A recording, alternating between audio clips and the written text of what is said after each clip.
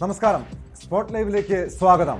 BJP. നേതാവും നടനുമായ സുരേഷ് ഗോപി മാധ്യമപ്രവർത്തകരോട് അപമര്യാദയായി പെരുമാറിയ കേസിൽ പോലീസ് ഉടൻ കുറ്റപത്രം സമർപ്പിക്കും. ലൈംഗിക ഉദ്ദേശത്തോടു കൂടിയുള്ള ബോധപൂർവമായ അതിക്രമമാണ് സുരേഷ് ഗോപി നടത്തിയതെന്നാണ് പോലീസിന്റെ നിഗമനം. IPC 354 വകുപ്പാണ് ഇതിൽ ചുമത്തിയിരിക്കുന്നത്. പൊതുസ്ഥലത്ത് സ്ത്രീയോട് മോശമായി പെരുമാറിയ കുറ്റത്തിന് പോലീസ് ആക്ടിലെ 119A വകുപ്പും സുരേഷ് ഗോപിക്കെതിരെ ചുമത്തും. വാർത്തയുടെ വിശദാംശങ്ങളുമായി MS അനീഷ് കുമാർ ചേരുന്നുണ്ട് കോഴിക്കോട് നിന്ന്. അനീഷ്, സംഭവം നടന്ന് 2 മാസം പിന്നിടുന്നതേ ഉള്ളൂ. അതിവേഗത്തിലാണല്ലോ പോലീസിന്റെ നീക്കങ്ങൾ. ഏതൊക്കെ വകുപ്പുകളാകും സുരേഷ് ഗോപിക്കെതിരെ കുറ്റപത്രത്തിൽ ഉണ്ടാവുക?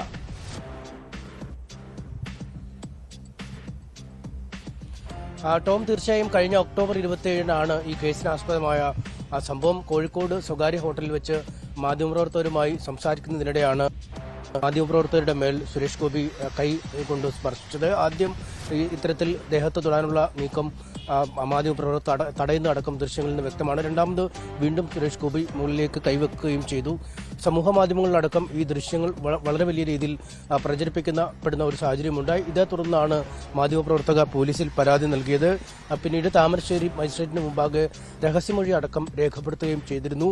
ഇതിനുശേഷം നവംബർ 15-ന്, ഏതാണ്ട് കൃത്യം 1.5 മാസം മുമ്പ്, സുരേഷ് ഗോപിയെ ചോദ്യം ചെയ്യാനായി നടക്കാവ് പോലീസ് സ്റ്റേഷൻ വിളിപ്പിക്കുകയും വളരെ വിശദമായി തന്നെ സുരേഷ് ഗോപിയുടെ മൊഴി രേഖപ്പെടുത്തുകയും ചെയ്തു. ആദ്യം ഈ കേസിൽ 354A വകുപ്പ്, പൊതുസ്ഥലത്ത് വെച്ച് ആ സ്ത്രീയുടെ ശരീരത്തെ സ്പർശനം അടക്കമുള്ള കാര്യങ്ങളൊക്കെ ഉൾപ്പെടുത്തിയുള്ള 354A വകുപ്പാണ് ചുമത്തിയത്. അത് താരതമ്യേന ലഘുവായ അല്ലെങ്കിൽ ജാമ്യം ലഭിക്കാവുന്ന കുറ്റം ഉൾപ്പെടുത്തിയാണ് ചുമത്തിയിരുന്നത്. ചോദ്യം ചെയ്തതിനു ശേഷം സുരേഷ് ഗോപി വിട്ടയക്കുകയും ചെയ്തു. എന്നാൽ പിന്നീട് വിശദമായ സാക്ഷിമൊഴികൾ പോലീസ് രേഖപ്പെടുത്തിയെന്നും ഈ ഹോട്ടലിലെ CCTV ദൃശ്യങ്ങളും മാധ്യമപ്രവർത്തകർ പകർത്തിയ ദൃശ്യങ്ങളും മറ്റുമൊക്കെ പരിശോധിച്ചു. മാധ്യമപ്രവർത്തകരുടെ മൊഴി രേഖപ്പെടുത്തുകയും ചെയ്തു. വിശദമായി പരാതിക്കാരിയുടെ മൊഴിയും രേഖപ്പെടുത്തി. ഇതിനുശേഷമാണ് കുറച്ചുകൂടി ഗൗരവമുള്ള വകുപ്പുകൾ ഈ കുറ്റകൃത്യത്തിൽ ചുമത്തിയിരിക്കുന്നത്. 354 വകുപ്പാണ് ഇപ്പോൾ ചുമത്തുന്നത്. കാരണം ലൈംഗിക ഉദ്ദേശത്തോടു കൂടി ബോധപൂർവമായ അതിക്രമം മാധ്യമപ്രവർത്തകർക്കെതിരെ സുരേഷ് ഗോപി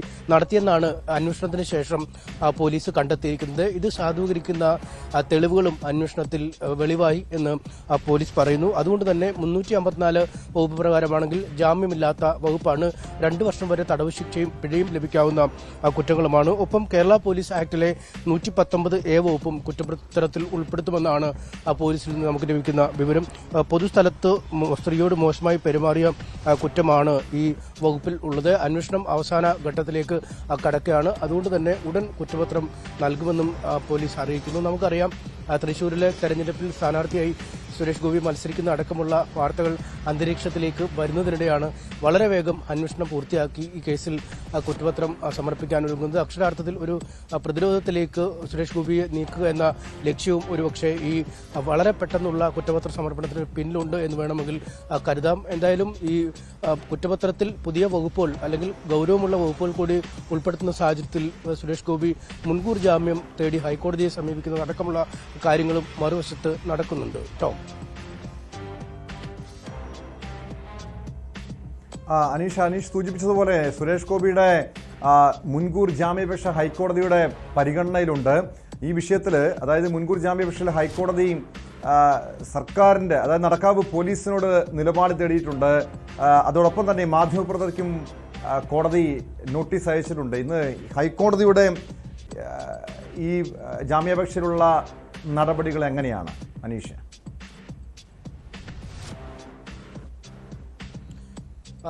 തീർച്ചയായും ഈ സുരേഷ് ഗോപി നേരത്തെ ജാമ്യ ഹർജി നൽകാതിരുന്നത് അല്ലെങ്കിൽ മുൻകൂർ ജാമ്യത്തിനായി ഹൈക്കോടതി അടക്കം സമീപിക്കാതിരുന്ന ഒരു സാഹചര്യം ബെയിലബിൾ ആയ അല്ലെങ്കിൽ ജാമ്യം ലഭിക്കുന്ന വകുപ്പുകളാണ് നേരത്തെ ഈ മാധ്യമപ്രവർത്തകരെ അപമാനിച്ചതുമായി ബന്ധപ്പെട്ട് സുരേഷ് ഗോപിക്കെതിരെ ചുമത്തിയിരുന്നത്. 354A ആണ്. അതിൽ ജാമ്യം സ്റ്റേഷനിൽ നിന്ന് തന്നെ വേണമെങ്കിൽ ജാമ്യം നൽകാൻ പറ്റുന്ന വകുപ്പുകളാണ്. പോലീസ് ആവശ്യപ്പെട്ടപ്പോൾ അദ്ദേഹം വന്ന് മൊഴി നൽകി മടങ്ങുകയും ചെയ്തു. എന്നാൽ പുതിയ വകുപ്പുകൾ ഉൾപ്പെടുത്തിയ സാഹചര്യത്തിൽ ജാമ്യമില്ലാത്ത വകുപ്പാണ്.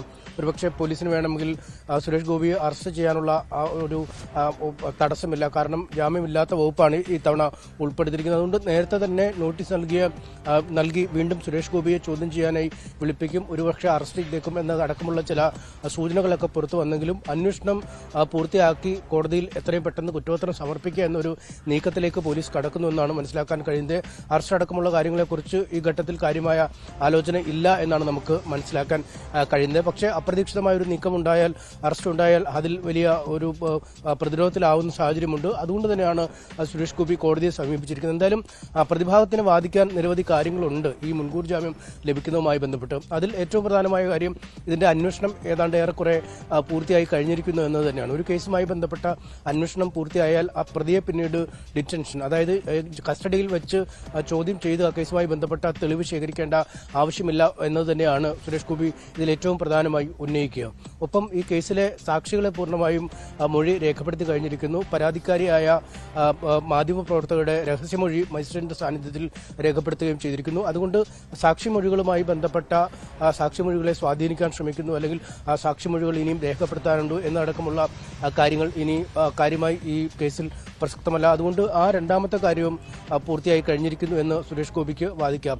മൂന്നാമത്, ഈ സാക്ഷികളെ സ്വാധീനിക്കാൻ ശ്രമിക്കുകയോ ഈ അധികാരവും മറ്റ് ഈ സ്വാധീനവും ഉപയോഗിച്ച് തെളിവ് നശിപ്പിക്കൽ അടക്കമുള്ള കാര്യങ്ങളിലേക്ക് കടക്കാനുള്ള സാധ്യതയും ഇല്ല എന്ന് കോടതിയിൽ ബോധിപ്പിക്കാം. എന്തായാലും അന്വേഷണം പൂർത്തിയായ നിലയ്ക്ക് കോടതിയിൽ കുറ്റപത്രം നൽകുമ്പോൾ കുറ്റപത്രത്തിന്മേൽ വിചാരണ നടക്കട്ടെ എന്ന ഒരു നിലപാടിലേക്ക് സുരേഷ് ഗോപി എത്തും. ഒപ്പം ഈ അന്വേഷണ സംഘം നോട്ടീസ് നൽകി ആവശ്യപ്പെട്ടപ്പോൾ തന്നെ നടക്കാവ് പോലീസിന് മുമ്പാകെ എത്തി മണിക്കൂറുകളോളം തങ്ങി മൊഴി നൽകി മടങ്ങുകയും ചെയ്തു. അതുകൊണ്ട് പ്രതി എല്ലാ സമയത്തും പോലീസിന്റെ അന്വേഷണത്തോട് പൂർണ്ണമായി സഹകരിക്കുന്ന ഒരു സാഹചര്യമുണ്ട്. അതുകൊണ്ട് ഇനിയും ആവശ്യമുണ്ടെങ്കിൽ വേണമെങ്കിൽ പോലീസിന് മുമ്പാകെ നോട്ടീസ് നൽകിയാൽ ഹാജരായി മൊഴി നൽകാം എന്ന ഒരു നിലപാടും സ്വീകരിക്കാൻ സാധ്യതയുണ്ട്. അതുകൊണ്ട് കാര്യങ്ങൾ കൂടുതൽ അനുകൂലമാണ്. ഒരു ജാമ്യ നിഷേധത്തിലേക്ക് പോവില്ല, അല്ലെങ്കിൽ മുൻകൂർ ജാമ്യ ഹർജി തള്ളുകയില്ല, പോലീസ് ഒരു അറസ്റ്റിലേക്ക് നീങ്ങില്ല എന്ന ഒരു പ്രതീക്ഷ ഈ സുരേഷ് ഗോപിക്കുണ്ട് എന്നാണ് അദ്ദേഹത്തോട് അടുത്ത വൃത്തങ്ങൾ സൂചന നൽകുന്നത്.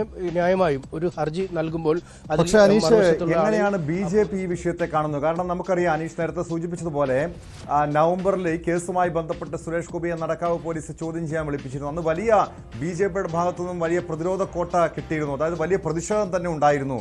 അത് ഈ സുരേഷ് ഗോപിക്കെതിരായ രാഷ്ട്രീയ വേട്ടയാടലെന്നായിരുന്നു അന്ന് BJP ഉന്നയിച്ച പ്രധാനപ്പെട്ട ആരോപണം.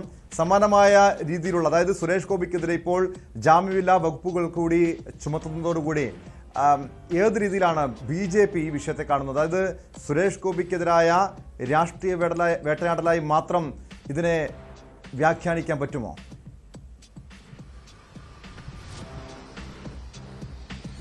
തീർച്ചയായും ഈ സുരേഷ് ഗോപിക്കെതിരായ നടപടികളെ BJP ഒരു വലിയ രാഷ്ട്രീയ വേട്ടയാടൽ എന്ന രീതിയിൽ തന്നെയാണ് കാണുന്നത്. അതാവാം ഒരുപക്ഷെ താരതമ്യേന ദുർബലമായ 354A വകുപ്പ് പ്രകാരം വിളിച്ചു വരുത്തി ചോദ്യം ചെയ്ത് വിട്ടയക്കുകയും ഒരു അറസ്റ്റ് അടക്കമുള്ള രംഗങ്ങളിലേക്ക് കാര്യങ്ങൾ നീങ്ങിയാൽ കൂടുതൽ BJP അത് രാഷ്ട്രീയമായി മുതലെടുക്കാനുള്ള സാധ്യതയുണ്ട് എന്ന് തോന്നിയതുകൊണ്ട് തന്നെ ആവാം ഒരുപക്ഷെ അറസ്റ്റിലേക്കോ നോട്ടീസ് നൽകി പിന്നീട് വീണ്ടും വിളിച്ചു വരുത്തി ചോദ്യം ചെയ്യുന്നതിലേക്കോ ഒന്നും കടക്കാതിരുന്ന സാഹചര്യം. കാരണം തൃശ്ശൂരിൽ ലോക്സഭാ സീറ്റിൽ സ്ഥാനാർത്ഥിയായി സുരേഷ് ഗോപി മത്സരിക്കുമെന്ന് ന്യൂസ് 18നോട് വി മുരളീധരൻ കേന്ദ്രമന്ത്രി തന്നെ വെളിപ്പെടുത്തിയ ഒരു സാഹചര്യം, അദ്ദേഹം ഈ മത്സരിക്കാനുള്ള കച്ചകെട്ടി നിൽക്കുന്ന ഒരു സാഹചര്യം തൃശ്ശൂരിലെ പ്രക്ഷോഭങ്ങളിലും തൃശ്ശൂരിലെ സൗഹൃദ സദസ്സുകളിലും തൃശ്ശൂരിലെ സാംസ്കാരിക പരിപാടികളിലുമൊക്കെ അദ്ദേഹം സജീവ സാന്നിധ്യമായി നിൽക്കുന്ന കാലം, തൃശ്ശൂരിൽ പ്രധാനമന്ത്രി തന്നെ നേരിട്ടെത്തി സ്ത്രീകളുടെ ഒരു സമ്മേളനം നടത്താൻ പോകുന്ന ഒരു സമയം. അതുകൊണ്ട് ഒരു അറസ്റ്റിലേക്ക് നീങ്ങിയാൽ അത് മറ്റൊരു ബലിയാട് എന്ന പരിവേഷം സുരേഷ് ഗോപിക്ക് നൽകും, അല്ലെങ്കിൽ അങ്ങനെ ഒരു പരിവേഷം ലഭിക്കും. അത് ഈ സർക്കാരിനെതിരായ സമരങ്ങൾക്ക് പ്രക്ഷോഭങ്ങൾക്ക് കുറച്ചുകൂടി ആക്കം കൂട്ടും എന്നൊരു പ്രതീതി ഉണ്ട്. കാരണം സിനിമാ മേഖലയിൽ നിന്നായാലും BJPയുടെ കേന്ദ്രങ്ങളിൽ നിന്നായാലും ഒക്കെ ഈ മാധ്യമപ്രവർത്തകരെ തള്ളി തന്നെയാണ് ഈ സമൂഹ മാധ്യമങ്ങളിലും മറ്റുമൊക്കെ വളരെ രൂക്ഷമായ വിമർശനങ്ങളും പരിഹാസങ്ങളും അവരെ വളരെ മോശമായി ചിത്രീകരിക്കുന്ന രീതിയിലുള്ള പ്രവർത്തനങ്ങളും ഒക്കെ ഉണ്ടായത്. അതുകൊണ്ട് തന്നെ ഇതിൽ അറസ്റ്റ് വന്നാൽ സുരേഷ് ഗോപിക്ക് നേട്ടമുണ്ടാകും എന്നൊരു വിലയിരുത്തലാണ് BJPക്കുള്ളത്. അങ്ങനെയെങ്കിൽ അവർ കൂടുതൽ പ്രക്ഷോഭവുമായും സർക്കാർ ഈ BJP നേതാക്കളെ വേട്ടയാടുന്നു എന്ന ഒരു പ്രചാരണവുമായും രംഗത്ത് വരാൻ സാധ്യതയുണ്ട്. അതേസമയം മറുവശത്ത് പോലീസ് വളരെ കരുതലോടുകൂടിയാണ് ഈ 354A വകുപ്പ് ഇപ്പോൾ ഇട്ടിരിക്കുന്നത്. കാരണം ഒരു മുൻവിധിയോടുകൂടിയല്ല ഈ കേസിൽ തങ്ങൾ ഇടപെട്ടത്. കാരണം ഒരു രാഷ്ട്രീയ വൈരാഗ്യം വെച്ചുകൊണ്ട് കേസെടുക്കാനാണെങ്കിൽ കുറച്ചുകൂടി കൂടുതൽ ശക്തമായ വകുപ്പുകൾ ഒരുപക്ഷെ സുരേഷ് ഗോപിക്കെതിരെ ആദ്യഘട്ടത്തിൽ തന്നെ ഉയർത്താമായിരുന്നല്ലോ എന്ന് പോലീസ് ചൂണ്ടിക്കാട്ടും. കാരണം അന്വേഷണം നടത്തി തെളിവുകൾ പരിശോധിച്ചു, അദ്ദേഹത്തിന്റെ എന്താണ് ഉദ്ദേശ ലക്ഷ്യമെന്ന്, അല്ലെങ്കിൽ എന്ത് രീതിയിലുള്ള ക്രിമിനൽ കുറ്റകൃത്യമാണ് ഇവിടെ നടന്നത് എന്നടക്കമുള്ള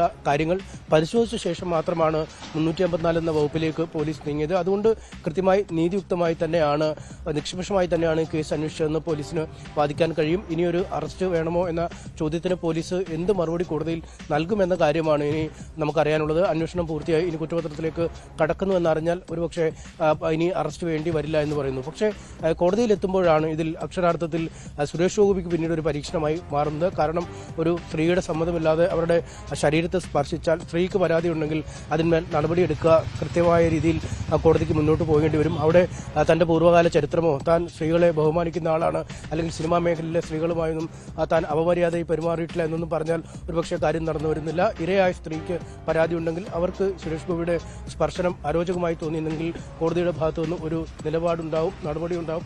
അങ്ങനെയെങ്കിൽ അത് ആ രീതിയിൽ തിരിച്ചടിയാവട്ടെ എന്ന രീതിയിൽ തന്നെയാണ് പോലീസ് ഇപ്പോൾ കാര്യങ്ങൾ കൊണ്ടുപോകുന്നത്. എന്തായാലും തൃശ്ശൂരിന്റെ തെരഞ്ഞെടുപ്പിന് മുമ്പുള്ള ഒരു സാമ്പിൾ വെടിക്കെട്ട് എന്ന് വേണമെങ്കിൽ ഈ കേസിനെ നമുക്ക് ഈ ഘട്ടത്തിൽ വിശേഷിപ്പിക്കാം. ടോം.